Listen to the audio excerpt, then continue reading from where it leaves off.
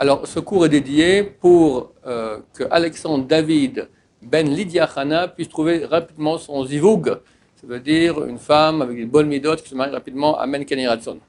Donc, on va faire plusieurs réponses pour cela. Alors, première question, après avoir fait tchouva, comment savoir si ma faute est effacée? Très bonne question.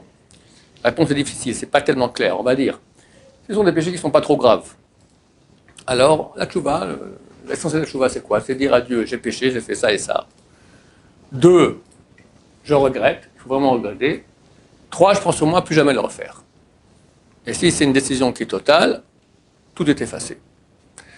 Ça veut dire plus que cela. Si c'est fait comme ça, si c'est fait une tchouva par peur, c'est changer de volontaire à involontaire. C'est moins grave.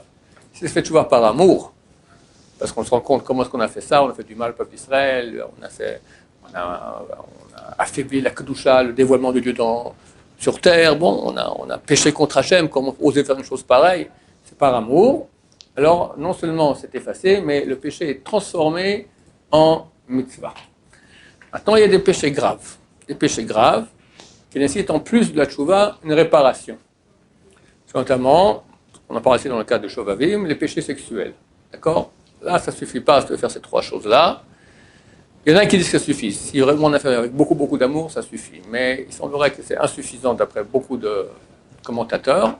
Il faut réparer. Quels sont les moyens de réparation? Le même moyen de réparation, c'est l'étude de Torah assidue.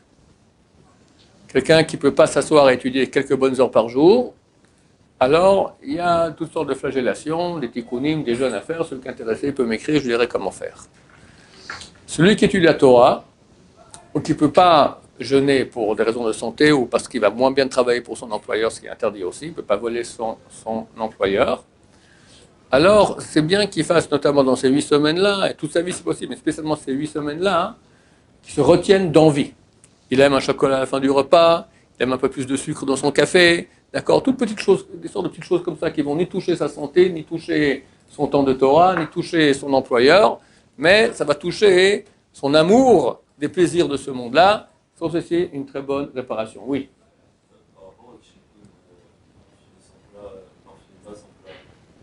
Ouais, alors c'est bien de ne pas finir son plat. Quand tu es en plat comme ça, tu as envie de finir, tu ne finis pas, tu laisses. Il y a un problème, ce que tu laisses, c'est Bal Tashrit. Alors un grand rave, un des grands de la Torah, le Rabbi Tzadka Zatzal, lui finissait jamais son plat. Mais il disait, tiens, prends un peu, tiens, prends un peu, tiens, prends un peu. Alors il faut avoir des enfants à qui donner, d'accord, ou à sa femme, ou à quelqu'un, pas au chien, d'accord, on ne donne pas la nourriture qui est montée sur la table, on ne la donne pas aux animaux impurs. Mais si tu es tout seul, ou ta femme fait un régime, elle ne mangera pas ce que tu as mangé, alors tu ne peux pas laisser. Si tu laisses, tu as fait baltachrit. Donc il faut baltachrit, ça veut dire gâter pour rien. Des choses, on n'a pas le droit de jeter, on n'a pas le droit. À la base, dans la Torah, on n'a pas le droit de couper un arbre fruitier. C'est un lave de roi, c'est l'interdiction de la Torah. Et donc, chaque fois qu'on va gâter, jeter, gâcher quelque chose pour rien, on se rend compte aussi c'est interdit là. D'accord? Donc, faire attention à cela. Alors, comment savoir si la faute a été effacée ou pas? Alors, pour les péchés graves, il faut continuer longtemps à faire beaucoup de tchouva. Je crois que la personne, au bout d'un moment, elle sent que ça va. J'ai l'impression que j'ai suffisamment donné dans la tchouva, dans le regret, dans souvent dire Hachem, j'ai fait redire ces mots de tchouva, des milliers de fois, d'accord? Alors Ben Yonah, il dit que plus on fait tchouva, c'est comme un habit. Un habit, plus on le lave, plus il est propre. C'est à l'époque où les gens lavaient avec des savons de mauvaise qualité. Aujourd'hui, tu fais une machine à laver, l'habit sort propre, refaire ça sert à rien.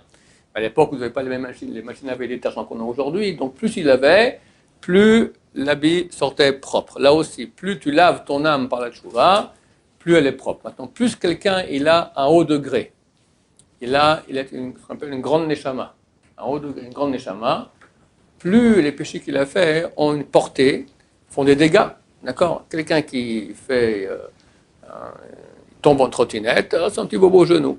Quelqu'un qui dévie en navette spatiale, alors il part dans le décor et il est désintégré sur place.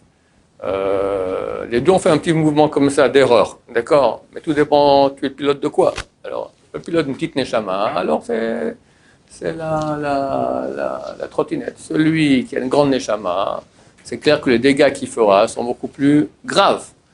Donc, il faut beaucoup plus réparer. Donc, on continue à faire tchouva. Comme dit le Rambam, les péchés sur lesquels on a fait tchouva à Yom Kippour X, on refait tchouva sur eux le Yom Kippour d'après aussi. D'accord? C'est la peine de, quand on a fait des péchés graves dans la vie, de continuer à faire tchouva un maximum de temps, comme ça, même si on va dire la faute est effacée, on a expliqué quand on fait tchouva par amour, alors le péché est transformé en mitzvah. Donc plus tu feras tchouva, plus tu auras de mitzvot. Ça se peut que déjà la première fois que tu as fait tchouva, c'est complètement effacé. Mais il ne suffit pas d'effacer, il faut changer en mitzvah et que la mitzvah grandisse. D'accord? On parle maintenant d'investissement pour Olam Haba.